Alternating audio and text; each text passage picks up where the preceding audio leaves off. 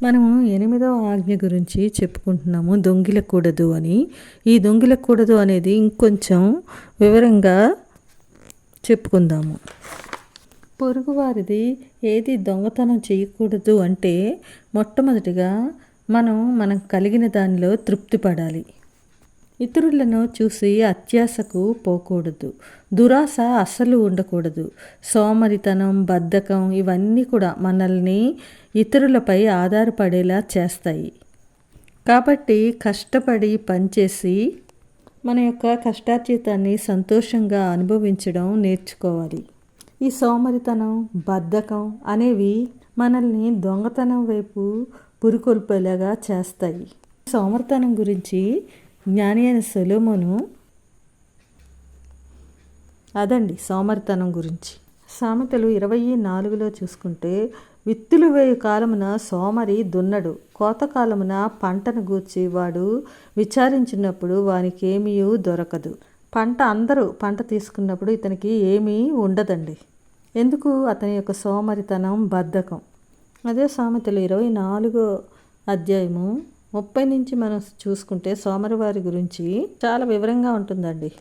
సోమరివారిని నేను దాటిరాగా దాని అంతటా ముండ్ల తుప్పలే బలిసున్నాయి, దూలగొండ్లు దాని కప్పి ఉన్నాయి, దాని రాతి కూడా పడి ఉంది. నేను దాన్ని చూచి యోచన చేసుకుంటుని, దాన్ని కనిపెట్టి బుద్ధి తెచ్చుకుంటుని. ఇంకా కొంచెం నిద్ర, ఇంక కొంచెం కునికిపాటు, పరుండుటకై ఇంకా కొంచెం చేతులు ముడుచుకుంటా, వీటి వలన నీకు దరిద్రత పరిగెత్తి వచ్చును. నిజమే కదండి. సోమరితనము అంతగా మనల్ని బద్ధకస్తులను చేస్తుంది. దరిద్రాన్ని మనమే కొని తెచ్చుకున్నట్టు అవుతుంది. ఈ లోకంలో దేవుడు ప్రతి ఒక్కరికి కొన్ని బాధ్యతలను ఇస్తారు. మన బాధ్యతలను సక్రమంగా నిర్వహించాలి. ఒక తండ్రిగా, తల్లిగా, కుమారుడిగా, కుమార్తెగా, యజమానుడిగా, ఉద్యోగ బాధ్యతలు, వీటన్నిటినీ సక్రమంగా బాధ్యతను నిర్వహించడము నేర్చుకోవాలి. ఎఫెసీయులకు రాసిన పత్రిక 4:28లో చూసుకుంటే, దొంగిలివాడు ఇక మీదట దొంగిలిక, అక్కరగలవానికి పంచిపెట్టుటకు వీలు కలుగు నిమిత్తము తన చేతులతో మంచి పని చేయుచు కష్టపడవలెను. కాబట్టి కష్టపడి దేవుడు మనకి ఎంత ఇచ్చాడో దానితోనే తృప్తి పడితే ఈ దొంగతనాలు, దోపిడీలు, దౌర్జన్యాలు అనేవి ఉండవు.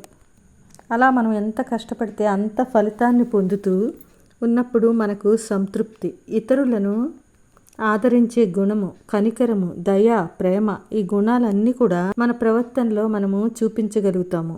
కాబట్టి ఇతరులది ఏది ఆశించకుండా మన చేతుల కష్టార్జితాన్ని మనం అనుభవిస్తూ మన యొక్క బాధ్యతను సక్రమంగా నిర్వర్తిస్తూ, అనంత జ్ఞాని అయిన దేవుడు మన కోసం ఇచ్చిన ఈ ఆజ్ఞలను పాటిస్తూ జీవితంలో మంచి విలువలను కలిగి ముందుకు సాగుదామండి. అలాంటి కృప దేవుడు దయచేయునుగాక. ఆమేన్.